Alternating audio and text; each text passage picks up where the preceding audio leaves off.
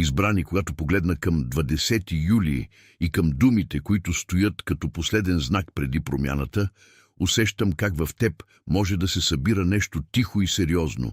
Не ти говоря за шумна сцена, а за онова вътрешно място, където човек вече не може да се преструва, че не е чул. Има дни, в които Бог не идва с гръм, а с яснота, и тази яснота тежи повече от всеки външен знак. Ти може би си минал през часове, в които всичко изглеждаше забавено, но сърцето ти не беше спокойно. Ти усещаш, че някои врати не са заключени завинаги, а само пазени до точния миг. Затова тази дума не е за любопитство, а за разпознаване. Когато небето мълчи твърде дълго, понякога то не отсъства, а събира силата на следващото движение. И точно там, в това събиране, се ражда една вътрешна готовност, която не може да бъде изработена с напрежение. Тя се появява, когато човек спре да бърза пред Бога и започне да слуша. Тогава и най-малката тръпка в душата става важна. Ти не си тука по случайност. Ти си тук, защото в теб вече се е запалило едно търсене, което не иска да бъде заглушено. И ако днес думата избрани звучи тежко, тя може да е тежка само защото е истинска. Не всяка тежест е наказание. Понякога тежестта е знак, че нещо свято се е приближило. Като камък поставен до прага, тя казва, че времето на разпиляване свършва. И в това има и утеха, и трепет, и съвсем ново начало. Понякога човек разбира Божието говорене не по това, което се случва навън, а по това, което започва да се подрежда вътре. Ти може да си усетил как в последните дни една стара бързина е започнала да се разпада. Ти може да си спрял пред телефона, пред вратата, пред задачата и да си усетил, че не можеш повече да живееш на автоматичен режим. Това не е слабост. Това е мястото, където съвестта става по-силна от навика. В твоя дом, в стаята, където седиш, в кухнята, където чуваш часовника, в тишината на нощта нещо вече е започнало да говори. И то не говори с обвинение, а с повик. Когато Бог иска да приключи едно предупреждение,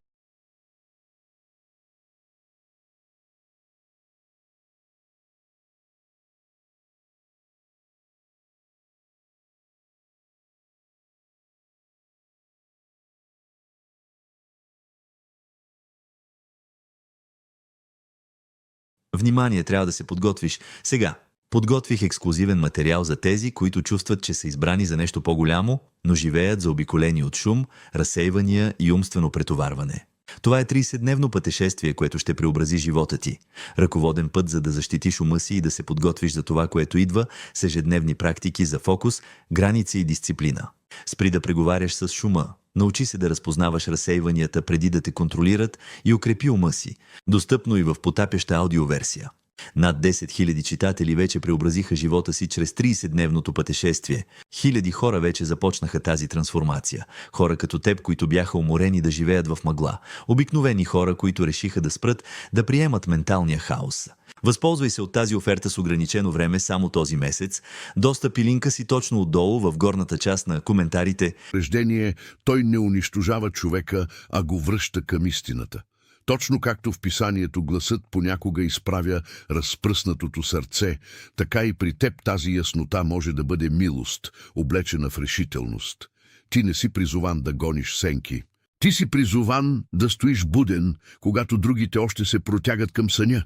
И ако усещането е сурово, това не значи, че е лошо. Понякога суровото е само честно. В тази честност има обаждане към последната промяна. И когато човек го приеме, сърцето започва да диша по-дълбоко. То престава да се пазари с Бога и започва да му се доверява. Точно тогава предупреждението започва да се затваря, а вратата към обръщането се отваря по-широко. Това е тишината, в която избраните се разпознават. Ти може би си носил дълго едно усещане, че нещо в живота ти е останало недовършено. Като чекмедже, което не иска да се затвори. Като лампа, която премигва преди изгрев. Като пътека, по която си тръгнал, без да знаеш къде точно води. И докато всички са очаквали от теб да изглеждаш стабилен, вътре в теб е имало въпрос, който не е искал да млъкне. Този въпрос не е бил враг. Той е бил свидетел. Той е показвал, че душата ти не е създадена за половин истина. Някои хора се учат да оцеляват с отговори, но ти сега се учиш да живееш с истина. Това е по-трудно, но е по-светло. Има мигове, в които човек стои до прозореца и гледа улицата, а навън всичко изглежда обикновенно, сякаш нищо не се случва. Но вътре се случва прегрупиране, страхът губи място, надеждата застава по-напред. Срамът се отдръпва, истината започва да говори с по-ясен глас. Ти можеш да усетиш как в гърдите ти нещо се стяга и веднага след това се отпуска, сякаш Бог пипа мястото, което си защитавал най-дълго. И това докосване не идва, за да те пречупи, а за да те подреди. Някои врати се затварят не защото си наказан, а защото вече не са твоето място. Други се отварят не защото си заслужил всичко, а защото Бог е верен на онова, което е обещал. Когато предупреждението се изчерпи, започва да се очертава пътят на следващото. И ти започваш да разбираш, че не всичко затворено е изгубено. Понякога затвореното е само запазено. В тази тиха промяна има и напрежение, и нежност, защото човек не обича да бъде отделен от старото си чувство за сигурност. Старото, дори когато боли, понякога изглежда познато като стол в тъмна стая. Но Бог не води избраните към познато страдание, а към освобождаваща истина. Ти може да си забелязал как някои разговори вече не те хранят.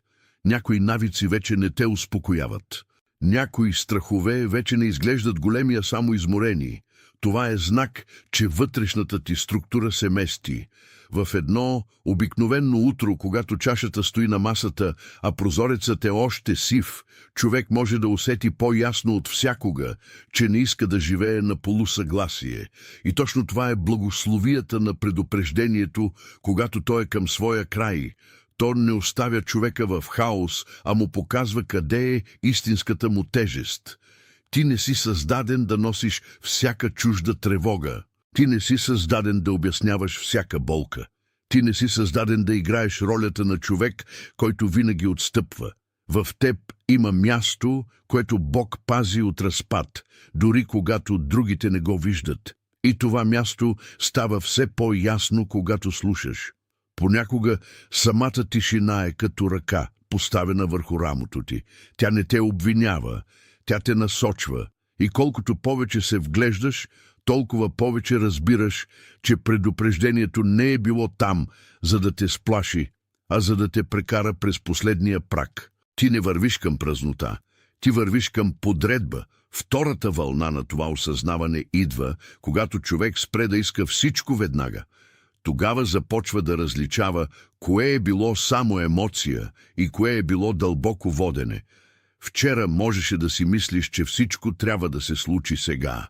Днес вече разбираш, че някои неща озряват в скрито място, като тесто под кърпа, като семе под земята, като писмо, което чака точния адрес.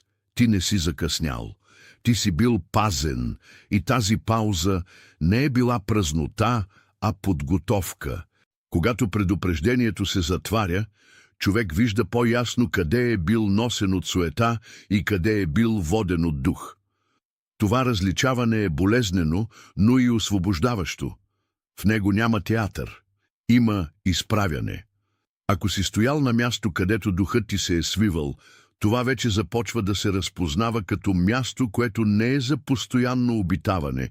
Ако си се държал за надежда, която е изсъхнала, ти сега виждаш, че Бог не иска да живееш от изсъхнало. Той иска да оживи онова, което още не е било назовано. Дори в работата ти, в обикновения ти ден, в начина по който вдигаш рамене и после ги отпускаш, има знак, че нещо е на път да се обърне. И това обръщане не идва от паника. То идва от истина. Виждаш ли как избраността не е украса, а отделяне? Тя е като светлина на прага, която показва, че трябва да влезеш в друга стая. В тази друга стая вече няма място за двумене. И това е дар, макар да идва като сериозност. Точно тук ти започваш да ходиш по-спокойно, защото най-накрая не се лъжеш. Когато човек престане да се бори за всяко старо одобрение, той започва да разбира какво значи да бъде призован за нещо по-голямо от признание. Ти може да си усещал как едни гласове са те дърпали назад, а други са те карали да се доказваш. Но доказването уморява душата, както тежкият дъжд уморява тесния покрив. Сега обаче нещо по-дълбоко се раздвижва. Ти започваш да разпознаваш кога е време да мълчиш и кога е време да кажеш истината. Кога да чакаш, кога да се обърнеш, кога да оставиш вратата затворена и кога да я докоснеш с ръка, без да я разбиваш. Това е зрелост, която не прави шум, но променя посоката. В една стая с полусветлина и отворена завеса този процес е почти видим, защото светлината не влиза наведнъж, а на ивици. И точно така Бог често води избраните. Той не ги блъска в бъдещето, Той ги въвежда. Предупреждението, което свършва, оставя след себе си не празно пространство, а оформено място за мир. Ти може да почувстваш и леко съпротивление, защото старият човек в теб още държи ключовете на познатото. Но новият човек вече е започнал да вижда. И виждането носи покой, който не зависи от обстоятелствата. Не всичко ще се обясни веднага. Не всичко ще стане удобно веднага, но в теб има свидетелство, че Бог не е свършил с теб в полусън. Той приключва предупреждението, за да започне воденето, и това водене не е абстрактно. Той има ритъм, има тежест, има посока. Ти си влизал в този ритъм, без още да го назоваваш. Сега усещането може да е като стоене на перона, когато влакът още не се вижда, но въздухът вече се е променил. Има тишина, която не е празна, има мир, който не е слаб, има очакване, което не е нервност. Това е мястото, където човек започва да казва на душата си да не се връща назад. Вижда старите следи, но не се качва отново по тях. Ти може да си забелязал, че някои рани вече не диктуват целия ден, а само напомнят, че си живял през нещо тежко. И тази тежест е била реална. Но вече не е последната дума. Когато Бог затваря предупреждението, Той не казва, че миналото не е имало сила. Той казва, че силата му вече не управлява пътя ти. Това е различно. Това е по-дълбоко. Това е освобождаващо. В твоята обикновена рутина, в стола, на който сядаш, в чашата, която държиш с две ръце, в пътя до магазина или до работа, се появява нова вътрешна география. Ти вече не се движиш само според страха. Започваш да се движиш според свидетелството. И свидетелството е тихо, но твърдо. То казва, че не си сгрешен до степен да бъдеш изоставен. То казва, че не си объркан до степен да не можеш да бъдеш воден. И то казва, че сърцето ти е било обучавано да различава кога Бог говори чрез мир и кога чрез натиск. Това различаване не е от вчера, то е било отглеждано. Ти си стигнал до място, в което вече не можеш да останеш същият. И това е благодат. Защото не всяко разклащане е заплаха, понякога е подстъп към корените. Ако в някоя част от тези думи си усетил как гърдите ти се отпуснаха, как раменете ти станаха по-леки, как погледът ти остана по-дълго върху едно изречение, тогава запиши в коментарите числото 888. Не го пишеш като украшение, а като малък знак, че сърцето ти е разпознало какво се случва. Това е един тих печат на приемане, не шумен жест. И когато го напишеш, не се задържай в самото действие, а се върни към мен. Защото смисълът не е в числото, а в това, че си позволил на душата си да отговори. Ти не се присъединяваш към тълпа, а към разпознаване. Тук няма спектакъл, има свидетелство. И това свидетелство вече е започнало да подрежда следващото ти дихание. Дълго си мислил, че Божият отговор трябва да изглежда като бързо отваряне на всичко. Но понякога отговорът е като затваряне на вратата на старото предупреждение. Това също е милост, това също е движение, това също е свидетелство, че небето не е забравило твоя адрес.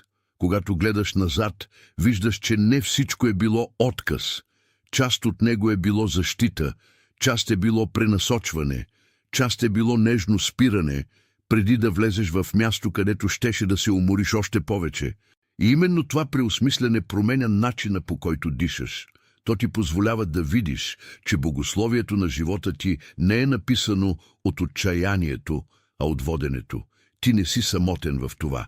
Някой друг също е спрял, също е слушал, също е чакал знак, който да не изчезва. Точно като теб той е стоял на място, където отговорите са се забавяли, но вътре е останала искра.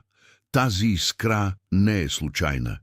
Тя е мястото, където думата «избран» спира да звучи като далечна идея и започва да звучи като лична истина.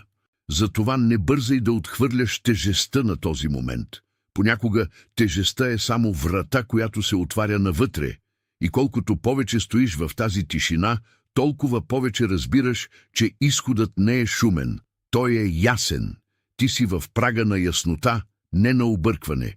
И това е началото на завоя. Ти вече не тичаш след всяка светкавица на обещание. Сега се учиш да различаваш дали светлината идва от истински изгрев или от кратко примигване на стар страх. Това различаване променя всичко, защото сърцето престава да се залъгва.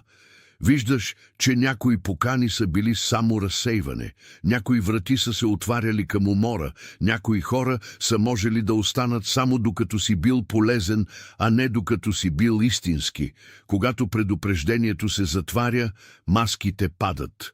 И това, което остава, е по-чисто. В една тясна стая, където прозореца е пуснал късна светлина върху масата, можеш почти да усетиш как въздухът се променя, когато човек престане да се съгласява с лъжа. Този момент е тих, но решаващ. Ти може да стоиш без да говориш много, но вътре вече е станало ясно. И в това има повече сила, отколкото в голямо изричане. Защото Бог често завършва предупреждението именно тогава, когато човек спре да защитава умората си. Това не е крах. Това е край на объркването. От тук нататък пътят не е подчинен на старите страхове. Той започва да се подчинява на новата яснота. И новата яснота не е студена. Тя е нежна, защото е вярна. Ти не си направен да живееш между половин истина и половин надежда. Ти си направен да стоиш в светлина, която не изгаря, а показва. И когато тази светлина се появи, предупреждението вече няма последната дума, има я само подготовката. Преди да се стигне до завоя, винаги има вътрешна пауза, в която човек усеща, че не може да продължи по същия начин. Това е мигът, в който отново поглеждаш онова, което вече е било казано в теб, и разбираш, че не си мечтал на празно. Ако тази картина, която ти показа Бог в тишината, е засегнала място, което трудно обясняваш, напиши в коментарите тези думи. Аз го виждам. Това не е просто фраза, а свидетелство, че разпознаването е станало лично. Когато го напишеш, остави го да се запечата вътре в теб и се върни при мен. Не за да натежи повече, а за да стане по-ясно, защото яснота, която остава само в мисълта, лесно избледнява. Яснотата, изписана с ръка, става по-дълбока и точно това е малкият печат на сърцето, което вече не отрича. След като човек е чул достатъчно, той спира да иска обяснение за всяко нещо и започва да иска вярност. Това е промяна, която рядко се забелязва отвън, но отвътре е огромна. Ти може да си усещал, че някъде в тебе се мести центърът на тежестта. Някога центърът е бил страхът да не изгубиш, сега започва да става страхът да не изпуснеш Божия мир. Това е свят страх, защото пази сърцето. В ежедневието това изглежда просто. Затваряш една страница по-бавно, оставяш един стар разговор без отговор, измиваш лицето си и се взираш в огледалото по-внимателно. Но в тези прости жестове има цяла вътрешна революция. Предупреждението, което е свършило, Не оставя след себе си празен шум, оставя дисциплина, оставя трезвост, оставя способност да кажеш не на това, което пак и пак се опитва да върне хаоса. И това не е грубост, то е опазване, в него има Божията ръка. Ти не си изоставен в тази промяна, ти си воден през нея. И затова и стъпките ти стават по-меки, макар решението да става по-твърдо. Точно тук знаеш, че завоят вече е започнал. Не си на края на пътя, ти си на края на старото предупреждение. И това е добре, защото краят му е началото на по-чистия глас. Има нещо много човешко в това да искаш да задържиш старото, дори когато то вече не храни. Човек се привързва не само към радостта, а и към обичайното страдание. Но Бог, който те е гледал дълго, не ти позволява да останеш във всичко, което само изглежда познато. Той премахва една опора, за да изгради друга. И това понякога се усеща като загуба, преди да се разпознае като милост. Ти може да си минал през дни, в които всичко външно е било тихо, а вътрешно си имал усещането, че нещо се подменя. Точно тогава се учиш да различаваш покоя от безразличието. Учиш се да различаваш вярата от отлагането. Учиш се да различаваш благословията от удобството. И тази школа е строга само на вид. Всъщност тя е много нежна, защото не позволява на душата ти да се лъже повече. Като човек, който сваля тежко пълто в топъл коридор, ти започваш да усещаш колко много ненужна тежест си носил.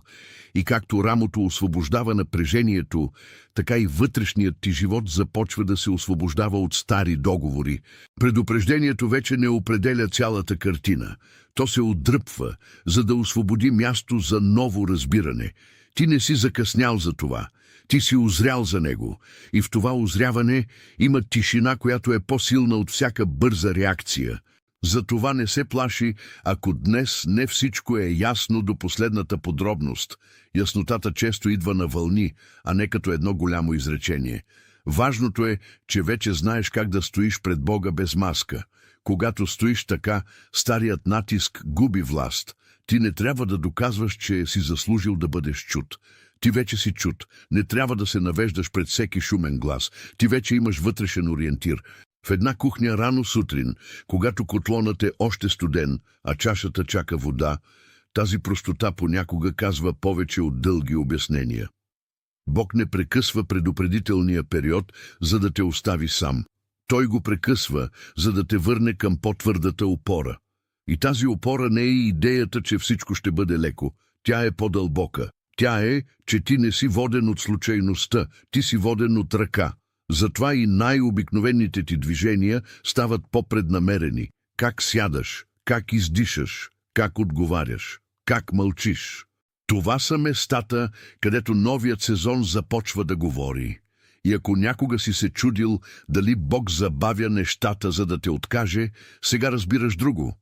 Понякога Той забавя, за да те отдели от всичко, което не може да премине с теб. Това е различен вид любов. Това е любов, която приключва предупреждението. И колкото повече се приближава новият път, толкова повече старият изглежда като дреха, която вече не ти стои. Не защото си станал някой друг, а защото си бил върнат към себе си. Ти може да усещаш това в начина, по който дишаш вечер, когато светлината пада ниско и стаята се успокоява. Някога в това време е имало тревога, сега започва да има тиха будност. Това е знак, че душата ти е започнала да различава кога да стои, кога да тръгне, кога да чака. Нищо в това не е случайно. Понякога най-голямото чудо е да не се върнеш там, където вече си бил изпразнен. Това не е гордост, това е пазене, това е уважение към това, което Бог е направил в теб. И в това пазене има следа от Исусовите думи за бдението, защото да бъдеш буден е съвсем практично нещо. Да не отвориш отново на гласа, който вече е изчерпан. Да не храниш това, което е свършило. Да не наричаш стария капан нов шанс. Това е зрялост.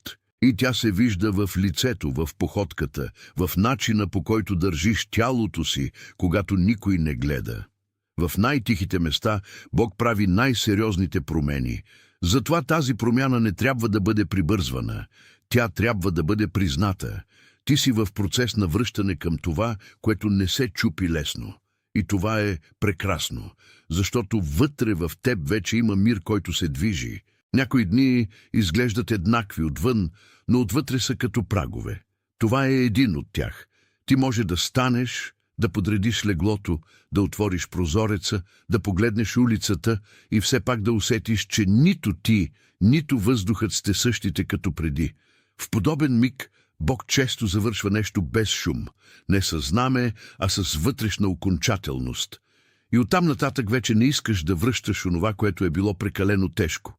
Когато предупреждението приключи, остава чистото усещане, че си бил съхранен в най-дългия участък от пътя. Това съхранение не винаги е изглеждало красиво. Понякога е изглеждало като бавене, понякога е изглеждало като затворена врата, понякога е изглеждало като напрежение, което не си разбирал. Но сега всичко започва да си идва на място. И ти разбираш, че Бог не е бил срещу теб, когато е спирал онова, за което си мислял, че трябва да тръгне. Той е бил за теб. Това променя всичко. То променя начина, по който гледаш назад. То променя и начина, по който гледаш напред. Защото напред вече не е мъгляво поле, а място на доверие. Ти не си скитан, ти си направляван и в това има свобода, която не се крещи. Тя просто стои, тя диша, тя чака следващата стъпка. И точно тук идва моментът да назовеш нещо по-дълбоко от усещането, че си на прага. Ако образът на тази затворена дума, на това приключено предупреждение, на това отваряне към следващото е намерил дом в теб, напиши в коментарите: аз съм готов. Това не е обещание, което измисляш сам. Това е отговор на онова, което вече е започнало да те подготвя. И когато го напишеш, не го прави като външен знак, а като вътрешно съгласие. После се върни при мен и остави думите да продължат да работят в теб. Защото готовността не е шумна. Тя е тиха, подредена и честна. И точно така Бог я разпознава. Тук няма място за преструвка. Има място за истина. А истината вече е започнала да те поставя на прага на онова, което е след предупреждението. Сега си по-близо до мир, отколкото си бил, когато си се борил да разбереш всичко. Това е парадоксът на вярването. Когато пуснеш нуждата от пълно обяснение, често идва по-дълбоко разбиране. Ти си минал през тъмнина, в която не всяка стъпка е била ясна, но всяка стъпка е била отбелязана. Някои от тях са били тежки, някои са били почти безмълвни, някои са те учели да понасяш, без да се разпадаш, но сега започваш да виждаш защо. Защото предупреждението не е било самата история. То е било преливането към истинската история. И истинската история е по-чиста, по-спокойна и по-силна. Тя не се нуждае от украса, тя се нуждае от готово сърце. Когато гледаш този преход, виждаш собствените си следи в праха и разбираш, че Бог е работил и там, където си мислял, че си просто чакал. Това чакане е било обучение, това мълчание е било обработка, това напрежение е било оформяне. И сега, когато вдишваш по-спокойно, ти знаеш, че не си същия човек, който влезе в тази тишина. Ти си по-ясен, по-осъзнат, по-тих отвън и по-твърд отвътре. Това е знак, че завоят е истински. И когато завоят е истински, не е нужно да го доказваш, нужно е да го приемеш. Точно това правиш сега. Твоето следващо утро може да изглежда съвсем обикновено, но вече няма да носи същото тегло. Ще се събудиш и ще усетиш как едно старо напрежение е отстъпило малко назад. Ще погледнеш телефона, масата, обувките до вратата и някъде вътре в теб ще има по-малко шум. Това не е случайно. Това е следата на завършващо предупреждение. В такива мигове Бог често ти връща нещо, което никой друг не може да даде – вътрешна цялост. И тази цялост е крехка, само докато свикнеш с нея. После става дом. В твоето тяло това може да се усети като по-малко напрежение в челюстта, като по-спокоен стомах, като рамене, които вече не носят целия ден на един път. Не пренебрегвай тези малки знаци. Те са език. Те казват, че не си в същия сезон. Те казват, че страхът вече не е същият владетел. Те казват, че предупреждението е намалявало, докато Божият мир е нараствал. И точно това е начинът, по който много прости хора разбират дълбоките неща. Не чрез грандиозен вик, а чрез тяло, което най-после може да си почине. Затова ходи внимателно, но уверено. Гледай ясно, но без тревожност. Слушай по-дълбоко, но без подозрение. Ти не се връщаш назад. Ти се прибираш по-навътре в истината. И това е една много тиха победа. А когато някой ден се появи същия стар глас и се опита пак да те върне в предишния кръг, ти вече ще знаеш какво да правиш. Няма да се паникьосваш. Няма да се доказваш. Няма да бързаш да отговаряш на всяка тревога. Ще стоиш по-дълго в тишината и ще различаваш кое е отпадък и кое е напътствие. Това е практическо освобождение. И то започва точно сега. Може да си на работа, може да си сам в стаята, може да си тръгнал по улица, по която минаваш всеки ден и въпреки това да носиш нова вътрешна стойка. Тази стойка не е хладна, тя е внимателна, не е затворена, тя е събрана, не е горда, тя е покорна на истината. И в това покорство има сила, която не се нуждае от шумни уверения. В него има спомен за всичко, през което си минал и свидетелство за това, което идва. Понякога човек мисли, че духовната промяна е само чувство, а тя често е и изкуството да не се връщаш към онова, което вече е приключило. Ти се учиш на това. И когато се учиш на него, Бог затвърждава новата ти посока. Това не е каприз на момента. Това е преход към по-чист живот. И точно това означава, че предупреждението е на път да приключи. Има една тиха радост в това да не се налага повече да носиш старото напрежение като име. Ти вече не си определен от последния страх. Не си определен от недоизказаното. Не си определен от нечий отказ. И това не е самоувереност, а освобождаване. Когато предупреждението свършва, човек престава да нарича болката си дом. Започва да я вижда като място, през което е минал. Това променя и езика, и походката, и погледа. В една малка стая, където някога си мислял, че всичко се затяга, сега може да стои мир, който не дължиш на никого. Това е подарък. И ти вече го разпознаваш по начина, по който мълчанието не те плаши така, както преди. Ти не се оттегляш от живота. Ти се връщаш към него по по-честен начин. И в това връщане има следа от Божията вярност. Тя не крещи, тя пази, тя отделя, тя подготвя. Ти си бил отделян не за да бъдеш сам, а за да бъдеш точен.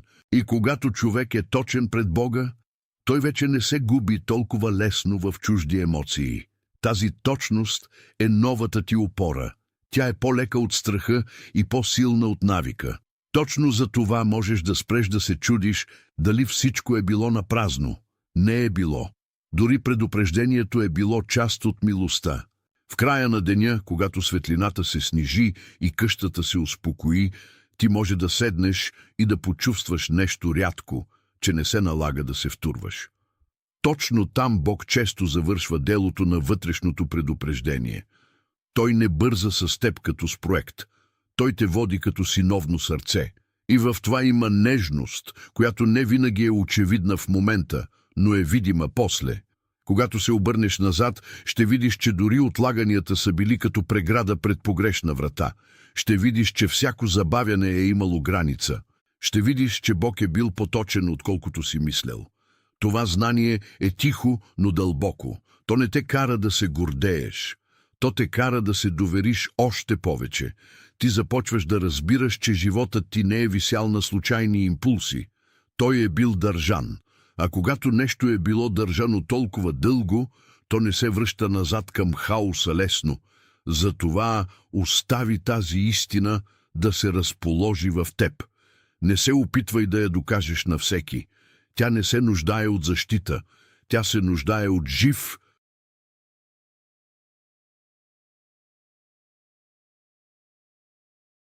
Внимание, трябва да се подготвиш. Сега, подготвих ексклузивен материал за тези, които чувстват, че са избрани за нещо по-голямо, но живеят заобиколени от шум, разсейвания и умствено претоварване. Това е 30-дневно пътешествие, което ще преобрази живота ти.